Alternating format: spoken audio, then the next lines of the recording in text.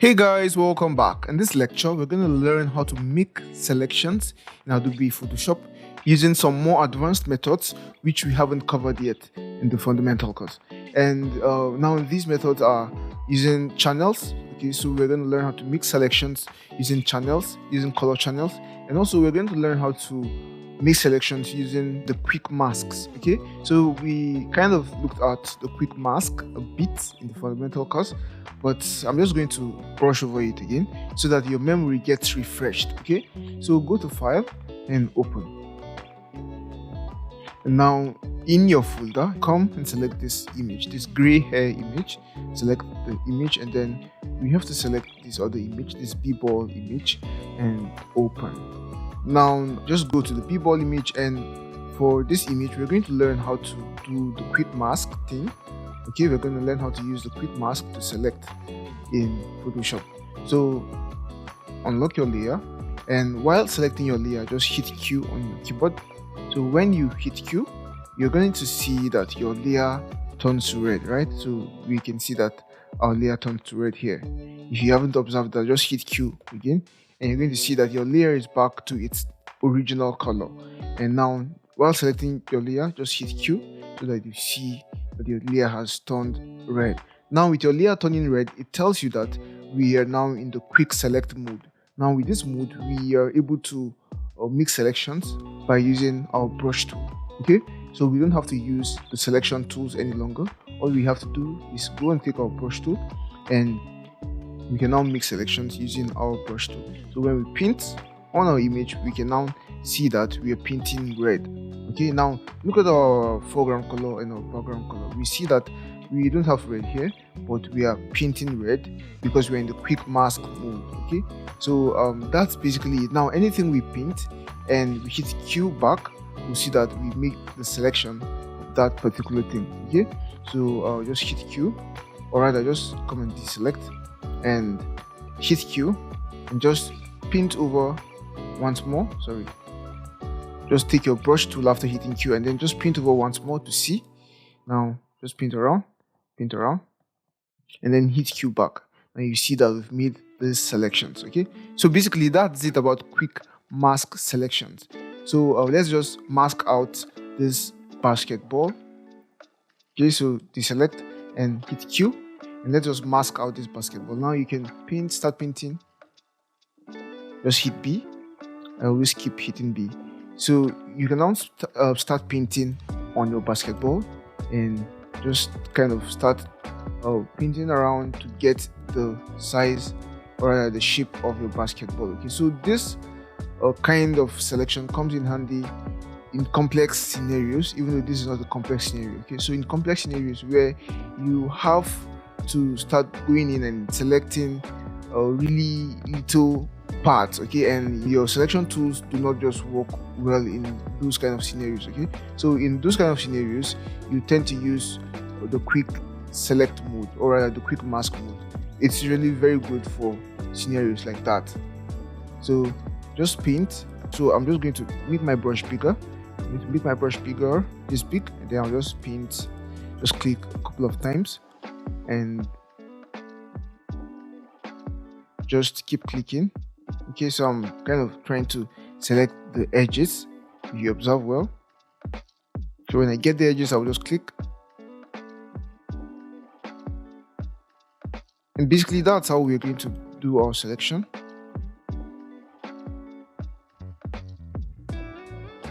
Okay,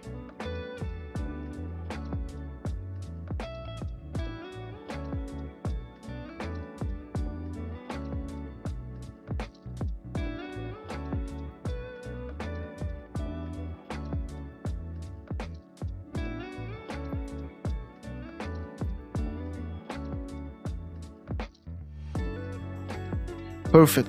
So when you're done, you just hit Q, and now just take your selection tool, any of them, and right click and invert selection, and now you can just create a mask. So we see that we have now maxed out our ball. Okay, yeah, and basically that's how we use the quick mask mode. Now back to this image, and with this image we're going to learn how to make selections using our color channels. Okay, so you can see that this image is really complex in the sense that it has a lot of strands, that's hair strands, a lot of hair strands, and using the conventional way of selection might not just work for this image. So it's best to use the more advanced method. Okay, so right now we will just go to channels. So go to channels, and now you can see your color channels. So we see the RGB channel, the red channel, the green channel, the blue channel. Okay, so what you want to do now is you want to select a channel that has a lot of contrast between the subject and the background. So you have to make sure you observe between the subject and the background and see if you have contrast. Okay, so this will really help us in creating our selection. So we can see that the blue channel doesn't have contrast or much contrast between our between our background and our subject, and so also with the green. And now the red is better. Okay, so the red channel is way better. We can see that there's a lot of contrast between our foreground and our background color. Now this is where the magic starts to happen. Now what we want to do is we want to gradually fill our subject with a bright color, that's with white, and our background with black. Okay, so the first thing we have to do, however, is duplicate our channel. So select your red channel and drag it down here and release. Now it's going to create a copy of our red channel. So select your copy. Now we're just going to take our dodge tool. Now in dodge tool, we all know the dodge tool, and the dodge tool just helps us to add brightness, to highlight shadows and mid-tones, right? So we want to select the dodge tool and then come and select the highlight here, and the exposure should just be around 31 or 30. And now we can start adding some dodge. So just keep clicking, mostly around the edges, so as to define the edge very well. Okay, so we have to click mostly around the edge to define the demarcation between the black and the white. Now we also have to do this for our hairs, okay, for our hair strands, so as to distinguish them properly. Okay, this is basically what you need to do. So you have to do this for the whites and also do this for the black guys also, or the shadows. Okay,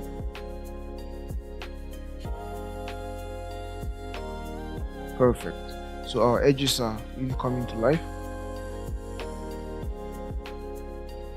Perfect. Now we're going to take our burn tool and do the same thing to our shadows. Okay, so that will make our shadows even darker. So just click here to kind of darken our shadows more and more.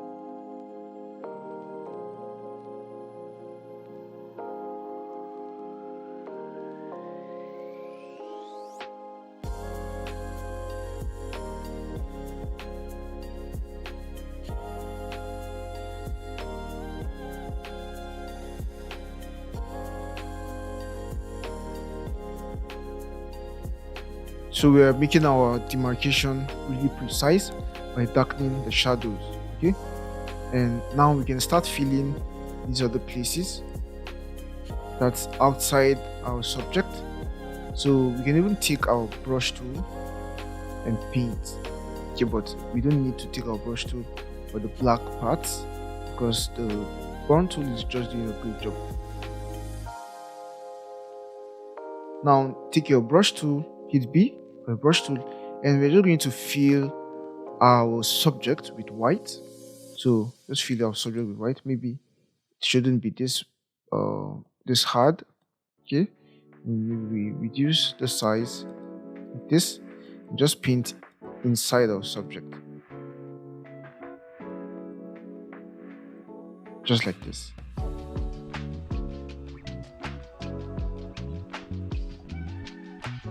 Perfect.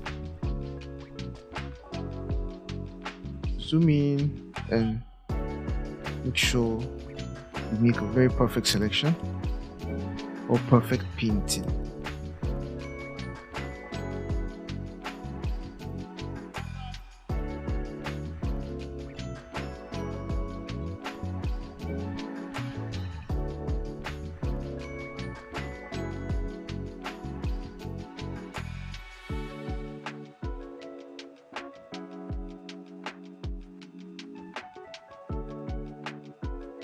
So the next thing I'll do is I'll take back my dodge tool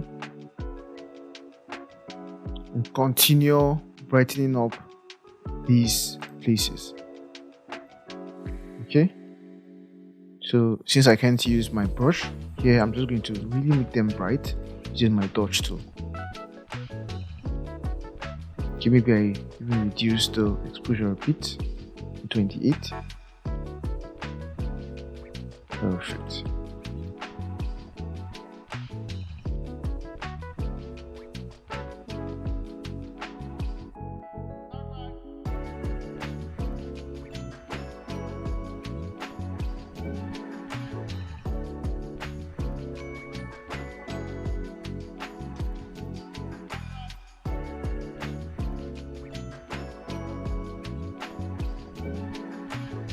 Okay, so perfect. Now we have our alpha channel. Okay, so what we all need to do now is just hold on Control or Command on your Mac and click here on the thumbnail here. On this thumbnail, just click, and we have now made a selection of our mask. Okay, and now just go back to your RGB channel and then go back to your layers, and all you need to do right now is just create a layer mask. So just click here to create a layer mask, and right away we can see that we have done the impossible. Okay, we have basically maxed out our hair strands, and even though we did a pretty good job, we still have some more refining to do, because like you can see, our blue color from our background is also being copied here. So you can see traces of blue. Right now, I have 2 steps to fix this.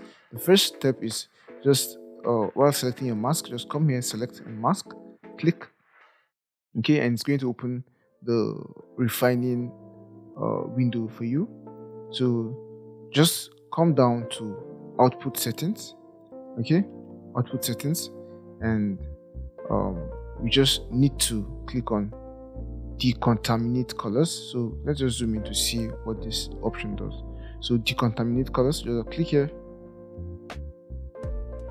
and right away we see that it does some help. Right, it does some help.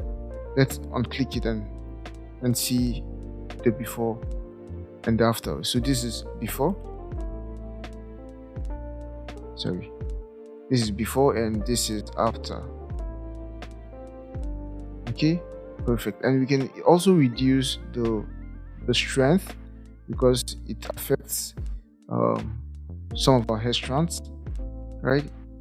So I think this value should just do fine. So click OK. And right now, the next thing we want to do is okay, let me just check. Let me just compare before and after.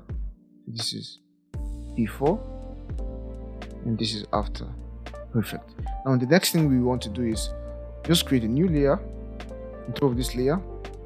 Right click, then create clipping mask. So we want to clip this layer to this layer, okay, so that whatever we do on this layer only shows up in this layer.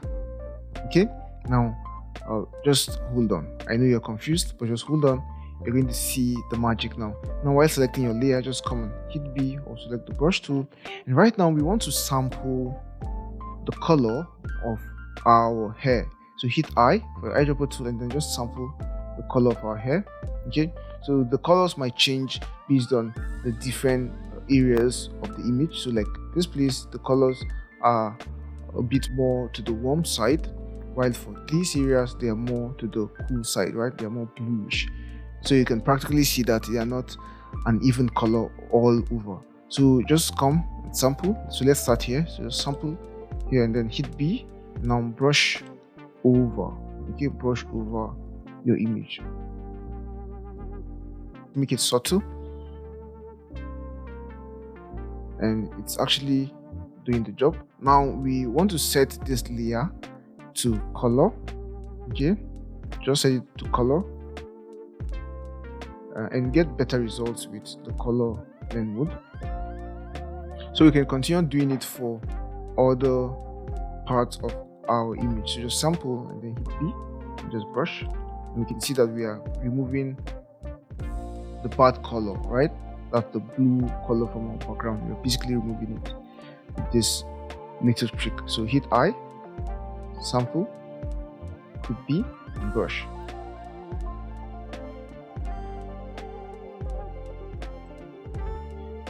Perfect. So we've basically decontaminated our colors. So we hit I once more. Let's sample this guy here with B, and maybe make our brush a bit smaller. And I think we should do same with this part also. Okay. Perfect. So we see that we've basically decontaminated this part with this little trick. Now hit I, sample, hit B, brush. Hit I, sample. Let's sample here, hit B, and brush.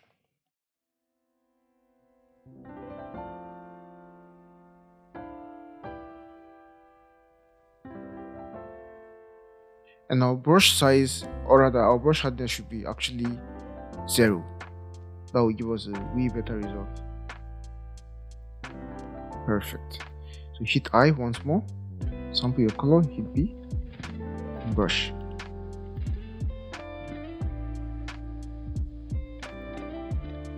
So hit I again, sample, hit B, brush.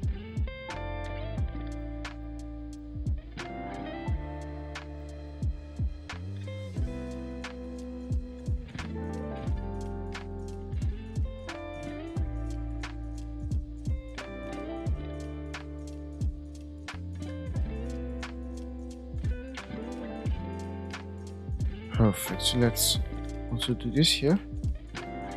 Just remove the colors on the earring.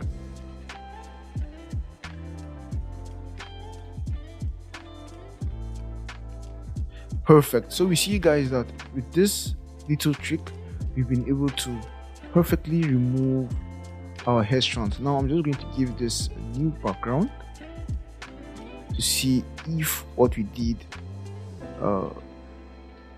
give us a good result. Now we can see that this is incredible. This is incredible, basically. And we can even change the color to black, and we can still see that we have achieved something really incredible. Our hair strands have been maintained. Okay, perfect.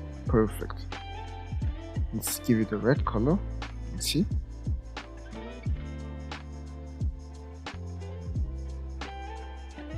Perfect. So this works perfectly under every background. Even under the blue background, it works basically perfectly under every background. So basically, guys, this is how we use channels to make perfect selections of really complex images like this. And with this, we've come to the end of this video on pro selection workflows. See you in the next one. Bye bye. Hey, so that's it for today's video. Hope you enjoyed it and learned something new. If you did, please give this video a thumbs up and leave a comment below.